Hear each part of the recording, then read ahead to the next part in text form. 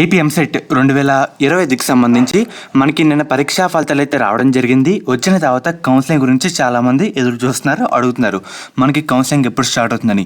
Finally మనకి ఒక update అయితే రావడం జరిగింది. మెయిన్గా మీరు ఒకసారి స్క్రీన్ మీద చూస్తున్నారు కదా, మనకి ఈరోజు ఈనాడు న్యూస్ పేపర్ ఆర్టికల్లో ఒక ఆర్టికల్ అయితే వేశారన్నమాట ఎంసెట్ ర్యాంకుల గురించి.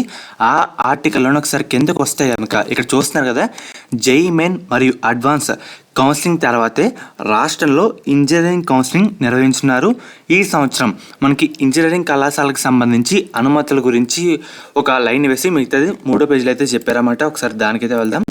మనకి ఇంకా కాలేజ్ సంబంధించి అనుమతుల ప్రాసెస్ ఇంకా మనకి కంప్లీట్ అయితే కాలేదు. చూస్తున్నారు కదా, కంప్లీట్ అయితే కాలేదన్నమాట. అండ్ అలాగే లాస్ట్ ఇయర్ కంటే ఈ సంవత్సరం సీట్ల సంఖ్య స్వల్పంగా కొంచెం పెరిగే అవకాశం అయితే ఉంది. ఇదో రకంగా విద్యార్థులకి గుడ్ న్యూస్ అని చెప్పుకోవాలి. అండ్ అలాగే మెయిన్గా ఇంకో ఆర్టికల్ అయితే వెళ్దాం. సేమ్ ఇదే మనకి ఇది తెలంగాణ ఆర్టికల్ అన్నమాట. సేమ్ ఇదే ఏపీ వాళ్ళు కూడా వర్తిస్తుంది.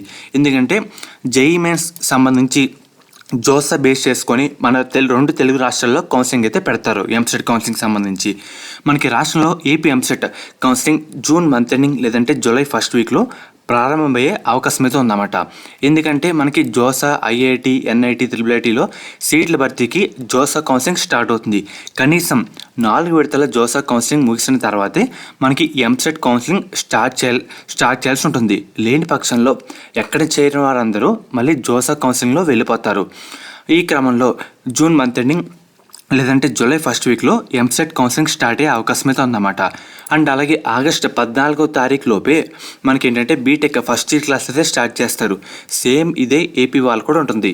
ఇప్పుడు మీరు చూస్తున్న ఆర్టికల్ ఏపీది, ఇందాక చూపించింది తెలంగాణది.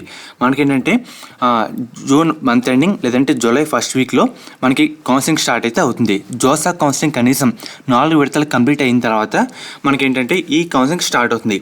మనకి జోసా కౌన్సిలింగ్ 4th రౌండ్ వచ్చేసరికి జూలై 4th సీట్ అయితే అలాట్మెంట్ అయితే అవ్వడం జరుగుతుంది. మ్యాక్సిమం దీని తర్వాత స్టార్ట్ అయితే మనకి అవడానికి అవకాశాలు అయితే చాలా అయితే ఉన్నాయి. ఎందుకంటే మనకి ఆగస్టు 14వ తారీఖు లోపే బీటెక్ క్లాస్ అయితే స్టార్ట్ చేయాలి కదా, ఇందుకు ప్రాసెస్ అయితే కరెక్ట్ టైం సరిపోతుందన్నమాట.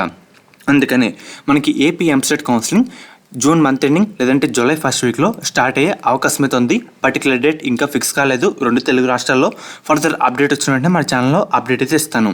మెయిన్గా మనకి ఫస్ట్ 4 ఫేజ్లు కంప్లీట్ అయిన తర్వాత స్టూడెంట్స్ ఎక్కడ వరకు అక్కడ చేరుతారు. తర్వాత మనకి ఏంటంటే ఇలా అప్లై చేసుకుంటారని హైర్ అఫీషియల్ ఉద్దేశం అనమాట.